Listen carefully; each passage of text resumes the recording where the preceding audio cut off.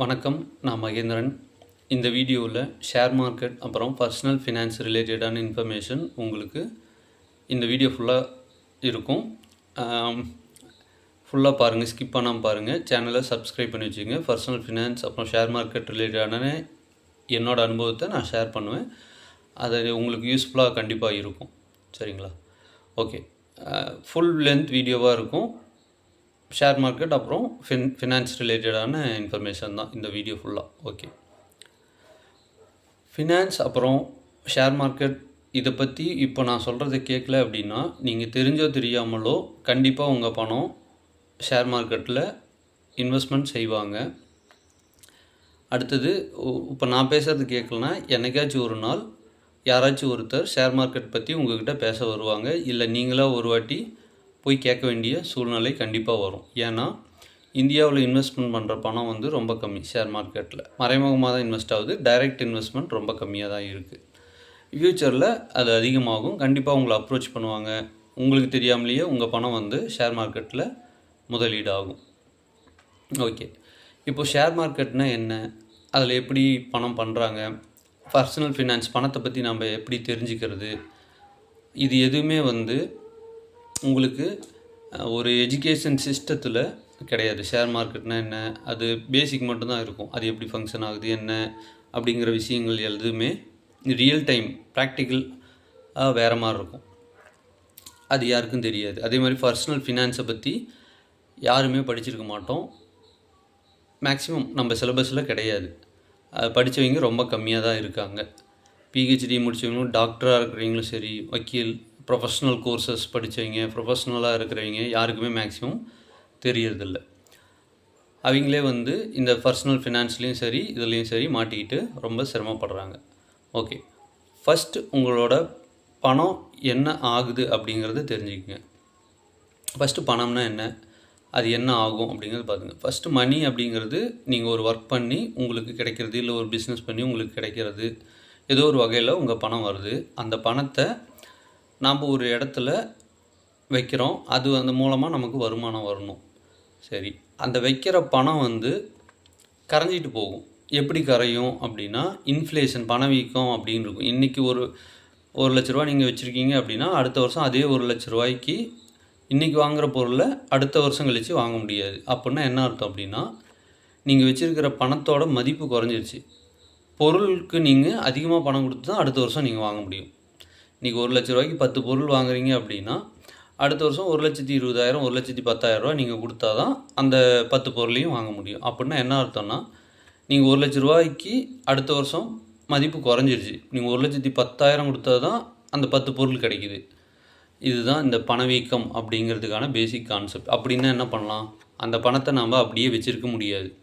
Saving அக்கௌண்ட்லேயோ இல்லை கையிலையோ கேஷாவோ நம்ம வச்சுருக்க முடியாது. அதை என்ன பண்ணணும், எதுலையாச்சும் ஒரு விஷயத்தில் முதலீடு பண்ணணும். அந்த இன்ஃப்ளேஷன் அப்படிங்கிறத தாண்டி வருமானம் கொடுக்கக்கூடிய ஒரு பொருள், அதாவது ஒரு அசட்டில் நீங்கள் முதலீட்டில் நீங்கள் வைக்கணும்.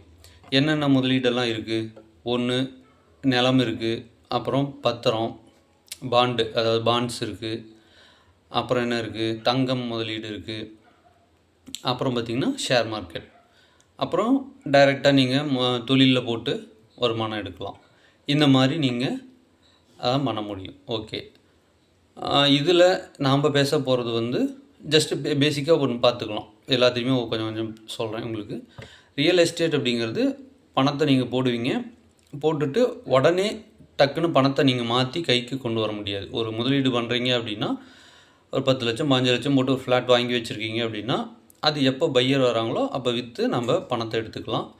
நீங்கள் போடுற பணம் முதல்ல நிலத்தில் இருக்கும்.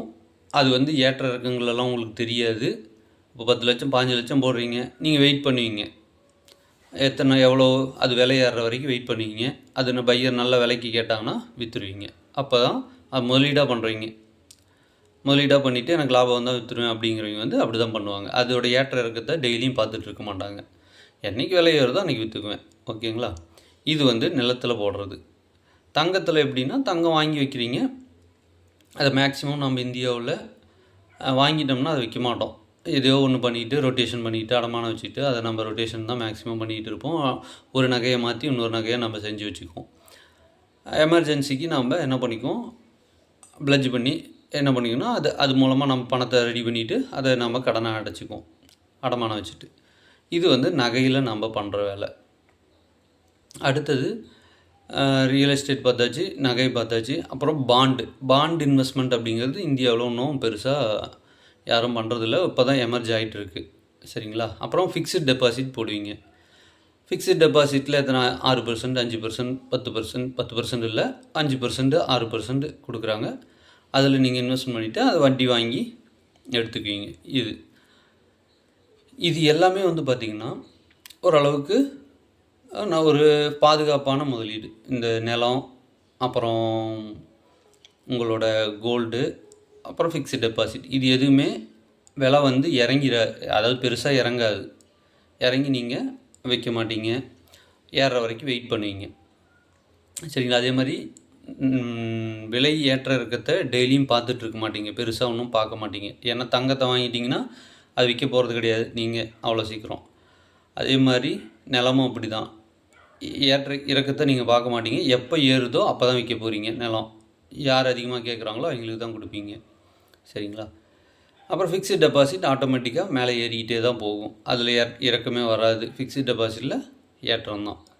சரிங்களா? இது 5%, 6% வரும். இதில் ஒவ்வொன்றிலையும் ஒவ்வொரு ரிட்டர்ன் வந்து வந்துகிட்ருக்கும். ஓகேங்களா? இது வந்து அந்தந்த கால சூழ்நிலைக்கு ஏற்ற மாதிரி அதுக்கு உண்டான ரிஸ்க் இருக்குது. என்னென்னா நிலத்தில் நீங்கள் போட்டிங்கன்னா உடனே பணத்தை கேஷாக நீங்கள் கைக்கு கொண்டு வரதுக்கு ஒரு பையர் வந்தால் தான் பண்ண முடியும். தங்கத்தில் உடனே கொண்டு வரலாம், ஆனால் நம்ம விற்க மாட்டோம். அதை அடமானம் தான் வைப்போம், ப்ளட்ஜ் பண்ணி தான் இது பண்ணுவோம்.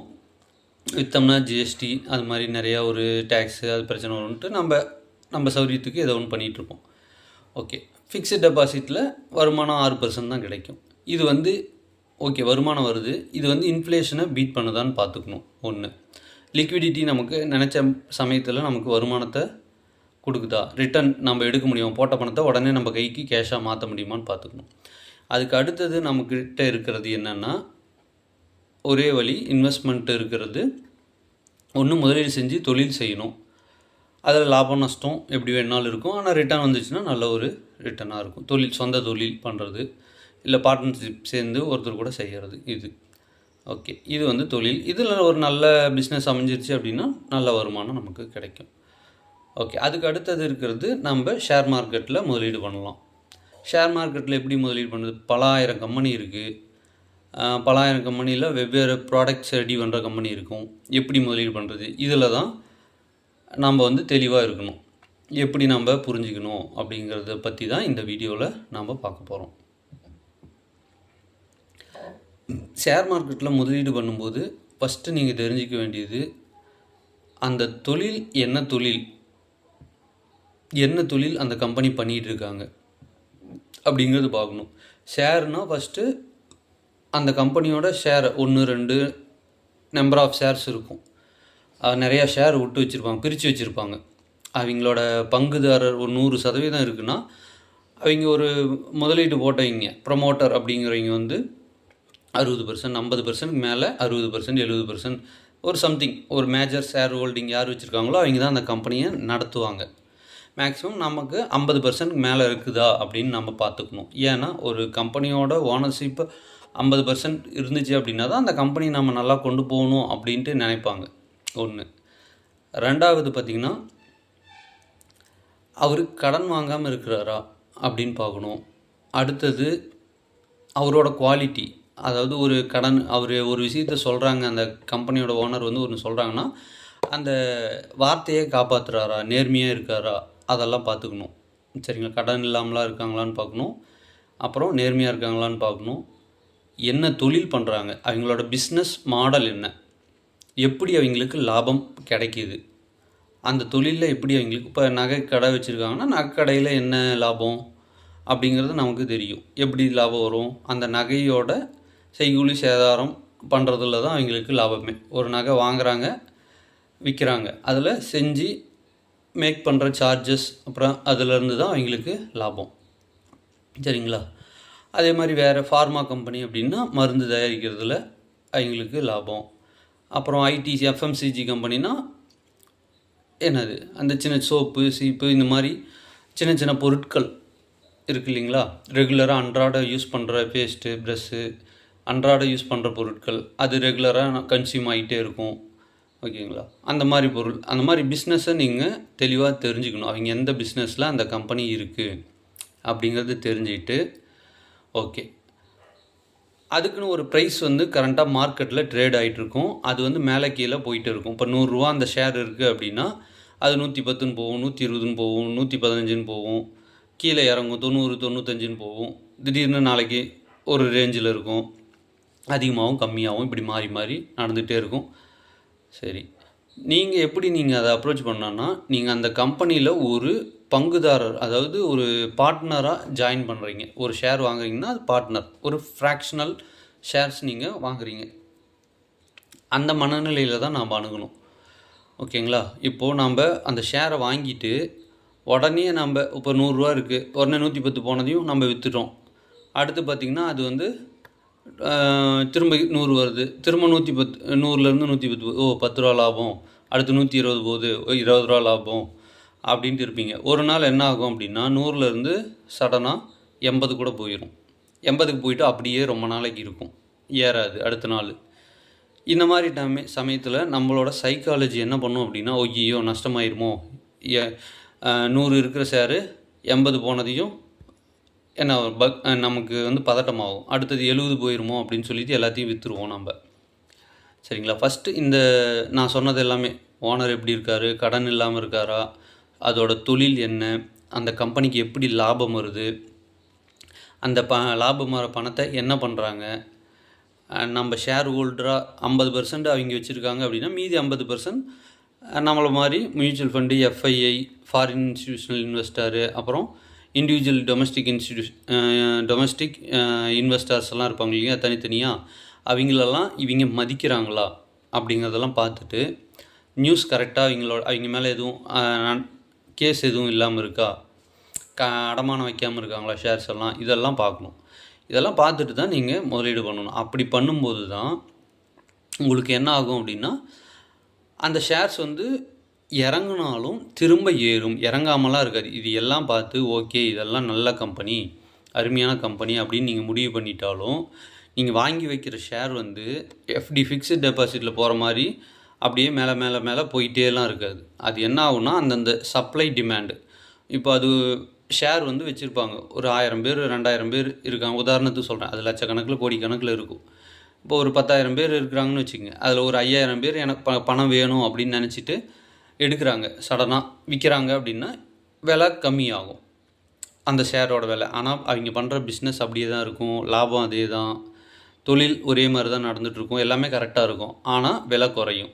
அது என்னென்னா அந்த மார்க்கெட் கண்டிஷனில் எல்லோரும் செல் பண்ணுவாங்க, அப்புறம் சடனாக ஏறும். எப்படி ஏறும், எல்லோரும் வாங்கினாங்கன்னா ஏறும். இதுதான் மார்க்கெட் ஃப்ளக்சுவேஷன் இருந்துகிட்டே இருக்கும், மேலே கீழே போயிட்டே இருக்கும். எப்போ உண்மையாக அதோட விலை ஏறிக்கிட்டு இருக்குது அப்படின்னா அதோட இபிஎஸ், ஏர்னிங் பர் ஷேர், ஒரு தொழில் பண்ணுறாங்க, அந்த தொழிலில் இப்போ 10 ரூபா லாபம் வருது ஒரு ஷேருக்கு, அடுத்த வருஷம் 12 ரூபா லாபம் வருது, 13 ரூபா லாபம் வருது அப்படின்னா இன்க்ரீஸ் ஆகிட்டே போகுது, இபிஎஸ் இன்க்ரீஸ் ஆகுது, பிஇ ரேஷியோ கம்மியாகும், ஷேர் விலை அதுக்கேற்ற மாதிரி அட்ஜஸ்ட்டாக இருக்கா அப்படின்னு இருக்கும். ஓகே, அப்படி ஏர்னிங்ஸ் வந்து இன்க்ரீஸ் ஆச்சுன்னா தான் ஷேர் விலை இன்க்ரீஸ் ஆகி அதுக்கு நல்ல ரிட்டர்ன் கொடுக்கும். ஓகே, சப்ளை டிமாண்டை வச்சு மாறுறது எல்லாமே வந்து பயத்தினாலையும், ஷேர் மார்க்கெட்டில் இருக்க சப்ளை டிமாண்ட்னாலையும், அதுக்கப்புறமேட்டு ஒவ்வொருத்தரும் ஒரு நியூஸ் வரும், அந்த நியூஸில் வர பிரச்சனைகள்னால, அதை நெகட்டிவ் நியூஸ் வரும், ஏதாச்சும் ஒரு இடத்துல வார் வரலாம், இல்லை ஒருத்தர் மேலே ஒருத்தர் கம்ப்ளைண்ட் பண்ணலாம், இந்த மாதிரி பிரச்சனைகள்னால ஓ வார் வருதா எல்லாத்தையும் விற்றுருங்க, ஷேர் மார்க்கெட் டவுன் ஆயிரும். ஓகே, இது மேலே கம்பெனி மேலே ஒரு கேஸ் போட்டிருக்காங்களா, அது வந்து அப்புறம் நெகட்டிவ் நியூஸ் அப்படின்னு சொல்லிட்டு கம்பெனியோட ஷேர்ஸ் எல்லாம் இறங்கும். இந்த மாதிரி ஏற்ற இறக்கங்கள் ஷேர் மார்க்கெட்டில் இருந்துகிட்டே இருக்கும். இதுதான் காரணம். இதையெல்லாம் நம்ம பார்க்கணும். இதை பார்த்துட்டு தான் இதெல்லாம் நடக்கும். இதுக்கு இந்த பார்க்கணுன்னா இந்த பார்த்துட்டு இந்த ஃபண்டமெண்டலெல்லாம் உங்களுக்கு நான் சொன்னேன் இல்லையா, ஃபஸ்ட்டு ப்ரமோட்டர் எப்படி இருக்காங்க, கடன் இல்லாத கம்பெனியாக, தொழில் எப்படி பண்ணுது, சொன்ன வார்த்தையை காப்பாற்றுறாங்களா ப்ரமோட்டர், தொழிலில் கரெக்டாக பிளட்ஜ் பண்ணாமல் இருக்கிறாங்களா, அடமானம் வைக்காமல் இருக்கிறாங்களா, இதெல்லாம் பார்த்துட்டு நம்ம கரெக்டாக இருந்தோம்னா ஓகே. இந்த நியூஸ் வருதா, ஓகே. இது கெட்ட நியூஸ் வருதா, இருந்தாலும் விலை குறையுதா, இன்னும் சேர்த்து நீங்கள் வாங்கி வைப்பீங்க தைரியமாக. ஓகே, நல்ல கம்பெனி ஷேரு கம்மியான விலைக்கு கிடைக்குது, ஷேர்ஸை நம்ம வாங்கி வைக்கலான்னு வாங்கி வைப்பீங்க. இல்லைன்னா என்ன ஆகும் அப்படின்னா, இந்த 10 100 வாங்கி வச்சுருக்கோம், ஐயோ விலை குறைஞ்சிச்சு அப்படின்னு சொல்லிட்டு என்ன பண்ணுவீங்கன்னா, சடனாக கீழே இறங்கி விற்று தள்ளிடுவீங்க. எல்லாமே நஷ்டத்தில் நம்ம புக் பண்ணிவிட்டு ஷேர் மார்க்கெட்டில் லாஸ் ஆகிடுச்சு அப்படின்றோம். ஓகே, அதே மாதிரி இதையெல்லாம் சமாளிக்கணும்னா நம்ம ஒரு சைக்காலஜி, ஒரு செட்டப் நம்ம ரெடி பண்ணி வச்சுக்கணும். எப்படி ரெடி பண்ணி வைக்கிறது? பங்குச்சந்தையில் முதலீடு பண்ணுறீங்க, இன்வெஸ்ட்மெண்ட் பண்ணுறீங்க அப்படின்னா ஃபஸ்ட்டு ட்ரேடர் மைண்ட் செட்டில் வரக்கூடாது, இன்வெஸ்டார் மைண்ட் செட்டில் வரணும். ஒரு ஷேர் நான் வாங்கி வைப்பேன், அது எனக்கு ஒரு 5 வருஷம் 10 வருஷம் கழித்து எனக்கு லாபம் கொடுக்கும். அந்த கம்பெனியோட தொழிலை பற்றி இதெல்லாம் முன்ன சொன்னதெல்லாம் தெரிஞ்சுக்கிட்டு நான் கொஞ்சம் கொஞ்சமாக இன்வெஸ்ட் பண்ணுவேன். என்னோடய தகுதிக்கு, அதாவது எனக்கு 10,000 தான் சம்பளம் அப்படின்னா 10,000க்கு உண்டான மாதிரி நான் பொருள் வாங்கி வைக்கணும். எவ்வளோ சேமித்து வைக்கிறோனோ அதில் ஒரு பகுதியை எடுத்து போடணும். எல்லா பணத்தையும் கொண்டு வந்து ஷேர் மார்க்கெட்டில் போட்டுட்டிங்கன்னா இந்த நெகட்டிவ் நியூஸு, அப்புறமேட்டு சப்ளை அதிகமாகிறது, அப்படி இந்த டைம்லலாம் என்ன ஆகும் அப்படின்னா சடனாக கீழே இறங்கும்போது நம்ம மனசு என்ன பண்ணும், ஐயோ விலை குறைஞ்சிச்சு அப்படின்னு சொல்லிட்டு இருக்கிற காசை காப்பாற்றிக்கிட்டு எடுத்துகிட்டு போயிடணும் அப்படின்னு சொல்லிட்டு விற்றுட்டு நம்ம ஓடியாந்துருவோம். அப்புறமேட்டு அது வந்து நல்ல நிலைமைக்கு போய் மேலே ஏறும்போது அந்த ஆப்பர்ச்சுனிட்டியை நம்ம மிஸ் பண்ணிடுவோம். ஒன்று. அதே மாதிரி வாங்குகிற ஷேர் வந்து கரெக்டான விலையில் வாங்குகிறோமா அப்படிங்கிறத பார்க்கணும். அதாவது இப்போ ஒரு 10 லட்ச ரூபா, இப்போ ஒரு நிலம் இருக்குதுன்னு வச்சுக்கோங்க. 10 லட்ச ரூபா லேண்ட் இருக்கிற நிலம் வந்து நீங்கள் ஒரு 20-30 லட்ச ரூபா கொடுத்து வாங்கிட்டீங்க அப்படின்னா, இப்போ சரௌண்டிங்கில் உங்களுக்கு 10 லட்சத்துக்கு தான் விற்றுட்ருக்கு. நீங்கள் ஒரு 20 லட்ச ரூபா கொடுத்து 30 லட்ச ரூபா கொடுத்து அந்த ஃப்ளாட் வாங்கிட்டீங்க அப்படின்னா அதை வாங்குறதுக்கு யாரும் ஆள் இருக்க மாட்டாங்க, மொதல் விஷயம். அதே மாதிரி அந்த இடத்துல ஏதோ ஒரு பிரச்சனை இருக்குதுன்னு சொன்னால் என்ன பண்ணுவீங்க? உங்களுக்கு பணம் தேவைப்படுது அப்படின்னா அந்த 20 லட்ச ரூபா 30 லட்ச ரூபா ஃப்ளாட்டை நீங்கள் விலை கம்மியாக கொடுத்தா தான் வாங்குவாங்க. 10 லட்சத்துக்கு கீழே கொடுத்தீங்கன்னா தான் வாங்குறதுக்கு ரெடியாக இருப்பாங்க, ஏதாவது நெகட்டிவ் நியூஸ் வந்துச்சுன்னா. புரியுதுங்களா? இப்போது அந்த 10 லட்ச ரூபா லேண்டு வந்து ஒரு 7 லட்சம் 8 லட்சத்துக்கு நீங்கள் வாங்கிட்டீங்க அப்படின்னா எந்த நெகட்டிவ் நியூஸ் வந்தாலும் அதோட ஒரிஜினல் வேல்யூ வந்து 10 லட்சம். ஆனால் நீங்கள் ஒரு 7 லட்ச ரூபாய்க்கு உங்களுக்கு கிடைக்கிது, டிஸ்கவுண்ட் ப்ரைஸில் உங்களுக்கு கிடைக்கிது, நல்ல ஆஃபரில் நீங்கள் வாங்கி வச்சிட்டிங்கன்னா என்ன பிரச்சனை வந்தாலும் அது வந்து இறங்காது அவ்வளோ சீக்கிரம். அந்த மாதிரி தான் நீங்கள் ஸ்டாக் வந்து கம்பெனியை வந்து சூஸ் பண்ணணும். நல்லா அண்டர் வேல்யூவில் இருக்கிற ஷேராக பார்த்து விலை கம்மியாக இருக்கிற சமயத்தில் நீங்கள் வாங்கி வச்சுக்கணும். எப்போ இந்த மாதிரி அப்புறம் நெகட்டிவ் நியூஸ் இதெல்லாம் வரும்போது ஃபண்டமெண்டலெல்லாம் அனலைஸ் பண்ணி வச்சுட்டிங்க அப்படின்னா அண்டர் வேல்யூவாக இருக்கும்போது நீங்கள் வாங்கி வச்சுட்டிங்க, பிஸ்னஸ் தெரியுது உங்களுக்கு, அந்த கம்பெனி இந்த பிஸ்னஸ் தான் பண்ணுது, இந்த கம்பெனியில் எவ்வளோ லாபம் பண்ணுறாங்க, இதெல்லாம் தெரிஞ்சு வச்சுக்கிட்டு நீங்கள் கரெக்டாக போய் பிக் பண்ணிட்டீங்க அப்படின்னா, அண்டர் வேல்யூவில் பிக் பண்ணிட்டீங்க அப்படின்னா எவ்வளோ பெரிய பிரச்சனை வந்தாலும் இறங்கும், இறங்காமலாம் போகாது. ஷேர் இறங்கும், இறங்கிட்டு திரும்ப ஏறும்போது அதை மேட்சப் பண்ணிடும், ஈக்குவலைஸ் பண்ணிக்கும். அதுதான் அந்த அண்டர் வேல்யூவில் நீங்கள் வாங்குகிற கம்பெனியோட ஷேருக்கு உண்டான தனித்தன்மை. அதுதான் ஒன்று. இது ஒரு குவாலிட்டியாக நீங்கள் பார்க்கணும், அண்டர் வேல்யூவில் வாங்கணும். அடுத்தது உங்கள்கிட்ட எவ்வளோ பணம் இருக்குது, உங்களால் எவ்வளோ சேமிக்க முடியும், எந்த பணத்தை நீங்கள் இன்வெஸ்ட்மெண்ட் பண்ணணும் அப்படிங்கிறது நீங்கள் தான் முடிவு பண்ணணும். எவ்வளோ பணத்தை நீங்கள் இன்வெஸ்ட்மெண்ட் பண்ணணும் அப்படிங்கிறது. ஏன்னா ஷேர் மார்க்கெட்டில் நீங்கள் முதலீடு பண்ணிட்டீங்கன்னா ஒரு 5 வருஷம் 10 வருஷம் வெயிட் பண்ணணும். வெயிட் பண்ணிங்கன்னா தான் நல்ல லாபம் எடுக்க முடியும். அப்படி இருக்கிற பணத்தை தான் நீங்கள் போடணும். உடனே எனக்கு இன்றைக்கி போட்டு நாளைக்கு வேணும் அப்படின்னா அந்த பணத்தை நீங்கள் தயவு செஞ்சு போடாதீங்க. ஒரு 3 வருஷத்துக்குள்ளே எனக்கு பணம் வேணும் அப்படின்னா தயவு செஞ்சு நீங்கள் ஷேர் மார்க்கெட் பக்கமே வராதிங்க. நீங்கள் என்ன பண்ணுறீங்கன்னா ஜஸ்ட்டு எஃப்டியில் போட்டுக்குங்க, உங்களுக்கு தெரிஞ்ச இன்ஸ்ட்ருமெண்ட்டில் போட்டு கம்முன்னு இருந்துக்குங்க. ஓகே, அதுக்கப்புறம் கொஞ்சம் கொஞ்சமாக நீங்கள் இன்வெஸ்ட்மெண்ட் பண்ணணும். எடுத்த உடனே எல்லா பணத்தையும் கொண்டு வந்து போடக்கூடாது. எல்லாத்தையுமே வந்து என்ன பண்ணணுன்னா கொஞ்சம் கொஞ்சமாக, என்னால் 100 ரூபா தான் போட முடியும் அப்படின்னா 100 ரூபா போடுங்க, சரிங்களா? 1 லட்ச ரூபா வாங்குறவங்களுக்கு 1000 ரூபாங்கிறது சின்ன விஷயமா இருக்கலாம், சரிங்களா? 2 லட்சம் 3 லட்சம் சம்பாதிக்கிறவங்களுக்கு ஒரு 1000 ரூபா அப்படிங்கிறது ஒரு சின்ன விஷயம், மறந்துடுவாங்க. அந்த ஒரு ரெஸ்டாரண்ட் போகிறாங்க, ஒரு விஷயத்துக்கு போகிறாங்க அப்படின்னா ஒரு செலவு பண்ணுற விஷயம் ரொம்ப சின்னதாக இருக்கும், ரெக்கவர் ஆயிடுவாங்க. அந்த மாதிரி பணத்தை தான் போடணும், ஓகேங்களா? உங்களுக்கு 10 ரூபா தான் உங்களுக்கு அதை மறக்கக்கூடிய தன்மை இருக்குது, அந்த பணம் போனாலும் பரவாயில்ல அப்படிங்கிற மாதிரி இருக்கிற பணத்தை 10 நாள் சேர்த்து வைங்க, 100 ரூபா ஆகும். இல்லை ஒரு மாதம் சேர்த்து வைங்க, 300 ரூபா ஆகும். அதுக்கு ஒரு 300 ரூபாயில் இருக்க ஒரு ஷேர் வாங்கி வைங்க, இல்லை 100 ரூபாயில் இருக்க ஒரு ஷேர் வாங்கி வைங்க. அந்த மாதிரி தான் நீங்கள் பண்ணணும் ஒழிய எல்லா பணத்தையும் கொண்டு வந்து என்கிட்ட பணம் நான் நிறையா சம்பாதிக்கணும், உடனே சம்பாதிக்கணும் அப்படின்ட்டு உங்கள் சேலரி ஃபுல்லாக நீங்கள் கொண்டு வந்து போடக்கூடாது. சரிங்களா? அந்த மாதிரி டைவர்சிஃபை பண்ணி போடணும். அதே மாதிரி கம்பெனியும் இப்போ நான் சொன்ன குவாலிட்டி எல்லாம் பார்த்துட்டு, ப்ரமோட்டர் எப்படி இருக்காங்க எல்லாம் பார்த்துட்டு, இந்த சைக்காலஜி பார்த்துட்டு, அண்டர் வேல்யூவில் இருக்க ஸ்டாக்காக பார்த்து, பிஸ்னஸ் என்னன்னு பார்த்துட்டு, பொறுமையாக கொஞ்சம் கொஞ்சமாக பணத்தை நீங்கள் போட்டு வச்சுட்டு வரணும். அதே மாதிரி சும்மா இன்றைக்கி ரூ. 100 ஒரு ஷேர் வாங்குவாங்க, நாளைக்கு ரூ. 101 வந்துருச்சு லாபம், ரூ. 102 வந்துருச்சு, ரூ. 103 வந்துருச்சு அப்படின்னு பார்த்துக்கிட்டே இருப்பாங்க, ஸ்க்ரீனை பார்த்துட்டே இருப்பாங்க. அது பார்க்கக்கூடாது. அப்படி என்ன ஆகும்னா 100, 102, 110ன்னு போகும்போது சந்தோஷமாக இருக்கும் மனசு. சடனாக நீங்கள் பார்த்தீங்கன்னா ஒரு ரூ. 10 குறைஞ்சிருச்சு, ரூ. 5 குறைஞ்சிருச்சு, ரூ. 2 குறைஞ்சி 98, 99 போனால் ஐயோ இறங்குதே 4 நாள் பார்ப்பீங்க. அப்படியே 98லேயே 10 நாள் இருக்கும்போது என்னடா ஏறவே மாட்டேங்குது, ரூ. 2 நஷ்டத்துக்கு விற்றுட்டு வந்துடுவீங்க. இதுதான் பண்ணக்கூடாது. சரிங்களா? எல்லாமே கம்பெனி எல்லாம் அனலைஸ் பண்ணிட்டேன், ப்ரமோட்டர் எல்லாமே நல்லா இருக்காங்க, எல்லாமே கரெக்டாக இருக்குது, ஓகே அண்டர் வேல்யூவில் கிடைக்கிது, எனக்கு டிஸ்கவுண்ட்டில் இருக்குது, பை பண்ணி வச்சுக்கோங்க. இன்னும் இறங்குச்சா ஒவ்வொன்றா வாங்குங்க. உங்களால் எவ்வளோ நல்லா இறங்கிருச்சு அப்படிங்கிறதுக்காக இருக்கிற பணத்தையெல்லாம் கொண்டு வந்து போடக்கூடாது. உங்களால் என்ன முடியுமோ அதை மட்டும் போடணும். அதை 5 வருஷம் 10 வருஷம் ஹோல்டு பண்ணுறது தகுதி இருக்கணும். அதாவது உங்களுக்கு கெப்பாசிட்டி இருக்கணும். இன்னும் நாளைக்கு வேணும் அப்படிங்கிற பணத்தை நீங்கள் போடக்கூடாது. இப்படி போட்டிங்க அப்படின்னா கண்டிப்பாக உங்களுக்கு எதிர்காலத்தில் பிஸ்னஸில் நீங்கள் பார்ட்னர் ஆகிற மாதிரி தான். ஒரு பணத்தை போட்டுட்டு நீங்கள் வெயிட் பண்ணுறீங்க, உங்களுக்காக ஒரு தொழில் பின்னாடி ரன் ஆகிட்டு இருக்குது, அதில் லாபம் வரும்போது அந்த தொழிலும் நல்ல வளர்ச்சி அடைய லாபமும் அதிகமாக வரும். உங்களோட ஷேர் ப்ரைஸும் கண்டிப்பாக அதில் ஏறிக்கிட்டே இருக்கும். சரிங்களா? அப்படி இருக்கும்போது தான் நல்ல லாபம் இருக்கும். யூடியூப்பில் நீங்கள் பார்த்துருப்பீங்க, 10,000 போட்டிருப்பாரு, 30 வருஷம் 40 வருஷத்துக்கு முன்னாடி போட்டார், இப்போது பல கோடி அப்படிங்கிறதெல்லாம் எப்படின்னா இது தான். அப்புறம் புல்லட் கதை சொல்லுவாங்க. புல்லட் அந்த டைமில் வாங்கியிருந்தாங்கன்னா அந்த புல்லட் பணம் போட்ட பணத்தை ஷேரில் போட்டிருந்தா அந்த கம்பெனியோட ராயல் என்ஃபீல்டு அந்த கம்பெனியோட ஷேர்ஸ் வந்து இத்தனை கோடி வந்திருக்கும் அப்படின்னு சொல்லுவாங்க. அதெல்லாம் என்ன ஒரே நாளில் நடந்ததுங்களா? கிடையாது. 30 வருஷம் 40 வருஷம் இருந்தவங்களுக்கு தான் அந்த மல்டிபிள் ஆகிருக்கும்.